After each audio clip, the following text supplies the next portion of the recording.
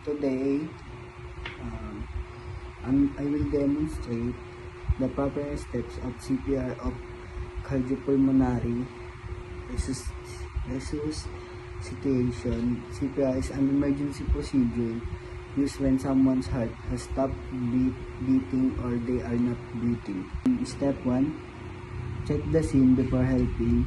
Make sure the area is safe for you and the person. Look for danger like traffic, fire, or sharp objects.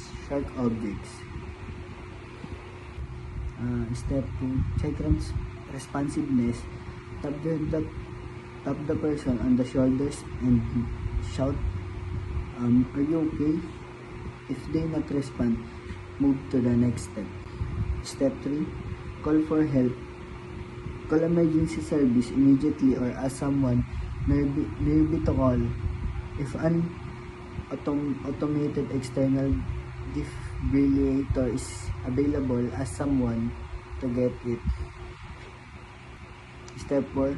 Check breathing. Look at the chest for movement and listen for breathing for no more than 10 seconds. If the person is not breathing, normally begin CPR. Hello? Are you okay?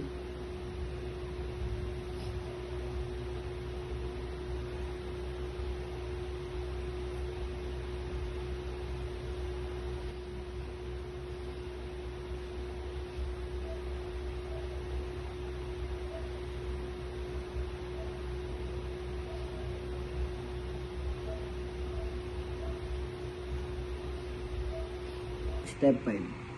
Start chest compression.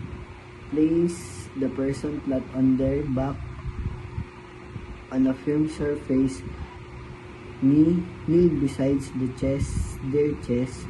Place the heel of one hand in the center of the chest. Put your other hand on top and interlock your fingers. Keep your arms straight and shoulder over your hands. Step 6. Give the rescue breaths. After 30 compression, tilt the head back slightly and lift the chin. Pinch the nose shut.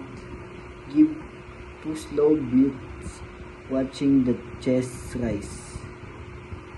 If you are not trained, continue hands-on CPR with chest compressions. Step 7. Continue CPR doing the cycle of 30 compressing chest, 2 rescue breath. Continue until emergency help arrives and AED is ready to use. The person starts breathing. You are too tired to continue. And the last step, step 8, use an AED if available. Turn on the AED and follow the voice instruction. Continue CPR when the AED tells you to. Closing CPR can save a life.